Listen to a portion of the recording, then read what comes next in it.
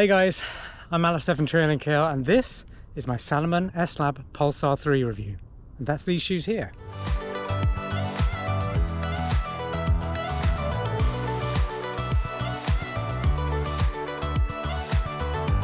I'm just a regular guy who absolutely loves running and reviewing the latest running shoes and gear. My 5K PR is 20 minutes, which I'm always trying to beat.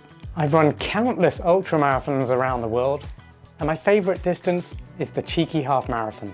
Road or trail, I love running on them both. I'm not afraid to let you know when a running shoe is crap, but also you're definitely going to know when one blows me away. Either way, our independent running shoe reviews are always 100% honest, reliable, and hopefully you'll come away from this video having learned something new. Let's start by talking about what these shoes are going to be best for and who they're going to be best for. So they are really designed as a skyrunning shoe, I would say. So that means they're super minimal, they have a little bit of support in there, they're very lightweight, super responsive, and they climb and descend bloody well. Let's quickly set the stage then, in case you haven't watched our videos before, or if you don't even know what Trail Kale is or what I'm about. Firstly, I'm not an elite runner, I just absolutely love running. My 5K PR is 19 minutes and 50 seconds. I've run countless ultramarathons around the world, and I'm just absolutely obsessed with running gear, testing running shoes, and the whole running lifestyle. So we're not just about trail running here, we are about road running too. And to give you a taster of how we test our running shoes, well, I take shoes out on a few runs during the week, and I take them on actual real trails. So one of my test routes here, hopefully you can see behind, that's the climb I'm going up right now. There is quite a fair amount of bushwhacking, got to find the trail sometimes. Absolutely mixed terrain, so I've got hard rocks, I've got loose dirt, kind of scree material, steep climbs, steep descents. I've got some flat sections as well, so I can really test the responsiveness and all-out flat speed of a running shoe. And forest trails as well, so I've got some soft ground too. With that said, I like to test running shoes to their limit, just to see where their limit is, and to see what kind of terrain or situations a shoe performs best in. That means, sorry guys, we're not going to be cutting shoes in half. I respect my running shoes too much for that.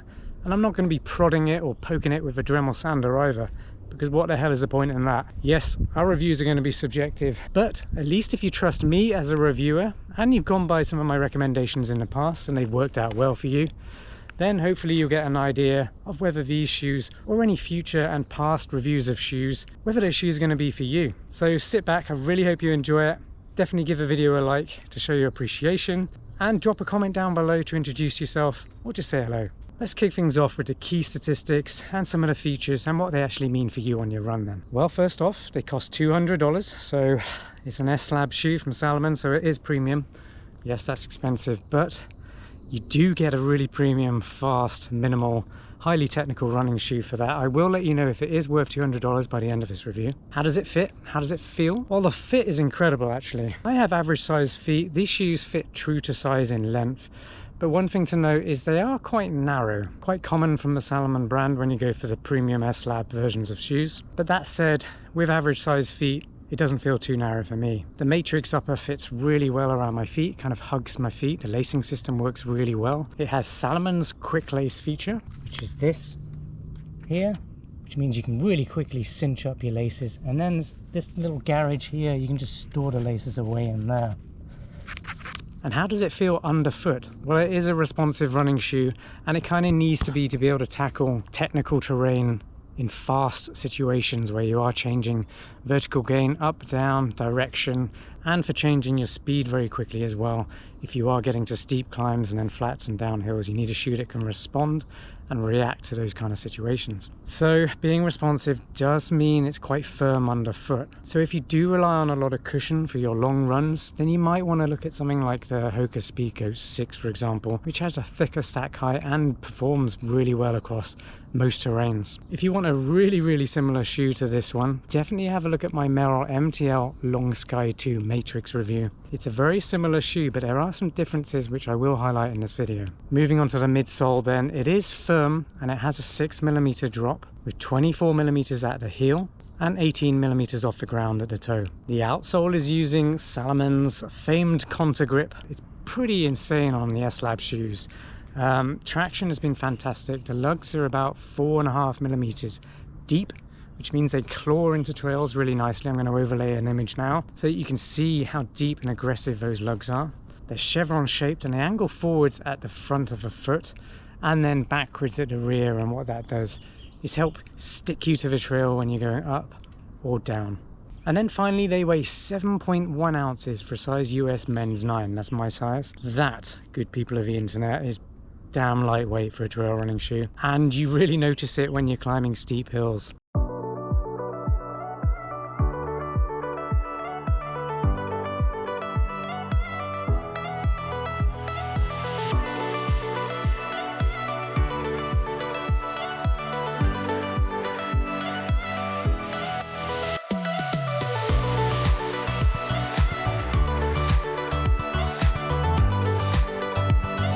How do they perform on climbs then? Well, that's most of what I've been doing, and I'm still climbing. So I've had a good amount of time to test them on the climbs. And damn, I'd say this is really where they shine. Climbing performance is second to none. They're super lightweight, like I said before, 7.1 ounces. And what that means is it feels like you don't really have anything on your feet when you're climbing, which is perfect. You don't want your muscles doing more work than they need to, especially when your body's already hauling up your body up a mountain. Who wants to have extra weight on them? I don't. The Matryx upper hugs your feet so nicely as well. This section around here, which I guess you could call a built-in gaiter, it works so well to secure your feet. Lacing system just works. And because it wraps around your feet so well, there's no heel slippage at all. Absolutely nothing, so there's no energy wasted when you're climbing up steep climbs. So mountain runners who love to move through the mountains fast and light are absolutely going to love these shoes. Provided your feet aren't wide, because then they won't fit you. But if they're average width or narrow, then yeah, give these guys a go, they're awesome. I've also been doing some flat running, which you would have seen in my video clips. I'm either overlaying them now or I did it a minute ago. Either way, they are fast, super responsive. But that does come with a little caveat. Because they're so responsive, I feel like they're lacking a little bit in cushioning. Whereas the Long Sky 2 Matryx and the Hoka Zinal 2 managed to get, I think, a better balance between cushioning over longer distances, but also having a responsive ride. These are more tuned to really climbing and maybe descending faster. And although you could run long distances in these, sure, absolutely no problem. For me as a non-elite runner, I just feel like they're a tad bit firm. And with that firmness, I am feeling some sharp rocks underfoot through that midsole, which is interesting. I didn't get that in the MTL Long Sky 2 at all. So I feel like maybe the only improvement to this shoe so far that I've picked up upon would be the midsole. I would just try and get a little bit of extra cushioning maybe under the forefoot. And maybe you could do that by adding a few millimeters of extra stack height under the toe. That would give the shoes a 4mm drop as well, which I think would probably help them perform better over really gnarly technical terrain. You'd get a better feel. That's not to say you don't get an awesome trail feel with these shoes already. I just feel like that might solve a couple of issues just by doing that one thing. Something else to note is just how breathable that Matryx upper is. It's awesome. It's pretty hot today. Oh, that's my alarm, excuse me. As I was saying, it's pretty hot today, as you can tell by my lovely sweat dripping off my face. But that means I'm able to test the breathability of these shoes. And they actually perform really well. I kind of know that because I'm familiar with the Matryx upper. It was found in the Arc'teryx Ceylan and also in the Long Sky 2. So I know it's super breathable, super durable, but that also makes climbing a lot more comfortable and enjoyable because your feet don't overheat. That goes for running fast over technical terrain too, because it's pretty intense running. Your feet really do work hard on those kinds of runs, and it performs really well.